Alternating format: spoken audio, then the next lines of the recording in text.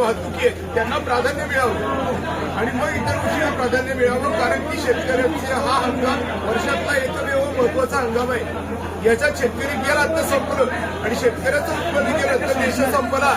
Already देश संपलेला आहे.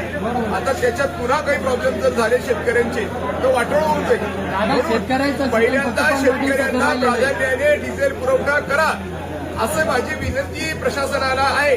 आणि शेतकरी जे इथे उपलब्ध आहेत उपस्थित आहेत मी त्यांना एक गोष्ट सांगतो. आता जर आपल्या खरीप हंगामाच्या अनुषंगाने आपण केलेली विनंती मान्य न करता ज्यांना जास्त पैसे द्यायचे त्यांनी पैसे द्यायचे आणि डिझेल घेऊन जायचं असं जर काही प्रकार घडताना तुम्हाला दिसले तर तुम्हाला महात्मा गांधींच्या सत्याग्रहाप्रमाणे अधिकार आहेत. तुम्ही रस्ता बंद करू शकता. एक गाडी फक्त जी अँब्युलन्सची असेल किंवा लहान मुलांची असेल महिलांची असेल ती सोडता येऊ शकेल म्हणजे गॅप सोडा आणि बाकीचा रस्ता बंद करायला हरकत नाही. का? कारण की तुमचं आयुष्य बंद होण्याच्या पार्श्वभूमीवरती आहे.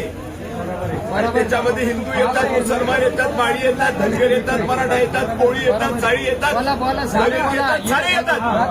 हे जे काही नाटकं चालतात निवडणुकीमध्ये हे सारे शेतकऱ्याचे ज्याला प्रश्न येतात त्याला निवडणुकीतून जे विषय पुढे येतात ते अशा वेळेला पुढे येत नाही. हा मुसलमानाचा शेतकरी येऊन तो उभा येतो. हिंदूंचे असतील, मराठ्याचे असतील, कोळ्याचे सगळे हा विषय आहे. त्यावेळेला सगळ्या राजकीय पक्षांनी ज्या वेळेला आपल्या निवडणुकीमध्ये तू मुसलमान मी मुसलमान मला मतदान कर, तू मराठा मी मराठा मला मतदान कर, माझं म्हणणं सगळ्या पुढाऱ्यांनी पण एकत्र यावं आणि शेतकऱ्यांच्यासाठी प्राधान्याने डिझेल वापरा अशा पद्धतीचं एक निवेदन सरसकट सगळ्यांनी मिळून प्रशासनाला द्यावं. मी माझ्या वतीने प्रशासनाला आजच आवाहन केलेलं आहे. पत्रकार छापतील किंवा छापणार नाही ठीक आहे. तर जेव्हा शेतकऱ्यांनी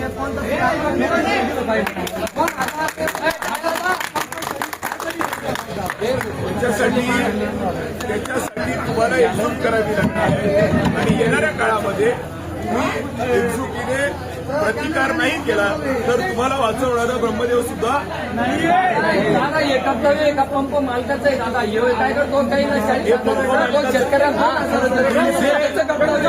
डिझेल पेट्रोल असं नाही मुळात हे बघा डिझेल पेट्रोल मुळातच कमी आहे. सरकारकडे पैसे नाहीये.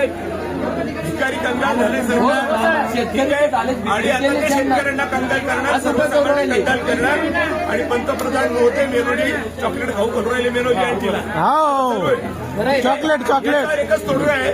सरकारी प्रॉपर्ट्या भाडेतत्वावर जे दिलेल्या आहेत ते भाडं जमा करणं त्याच्यात डिझेल विकत घेणं सारा सकट पण ते काम न करता ते बँकनी चॉकलेट खाऊ राहिले तिथं त्याला आपला नाही लस इथे राजकारण करायला मी आलेलं नाहीये. पण ही गोष्ट खरी आहे की आता फक्त मीच उभा आहे कोणीच नाहीये.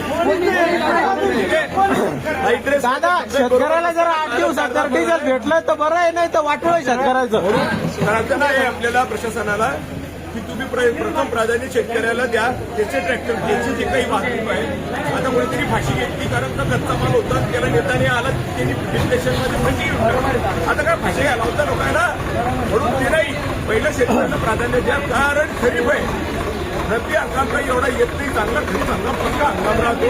काय मालाला भाव मिळेल नाही मिळणार पण कमीत कमी हंगाम एवढं आव्हान आहे. शेतकऱ्यांना आव्हान आहे तुम्ही जर का एकत्र नाही आले आणि तुम्ही जर का हिंमत नाही धरली आणि फाटाफूट जर तुमच्यात झाली तर तुमचा कार्यक्रम आटपलेला आहे.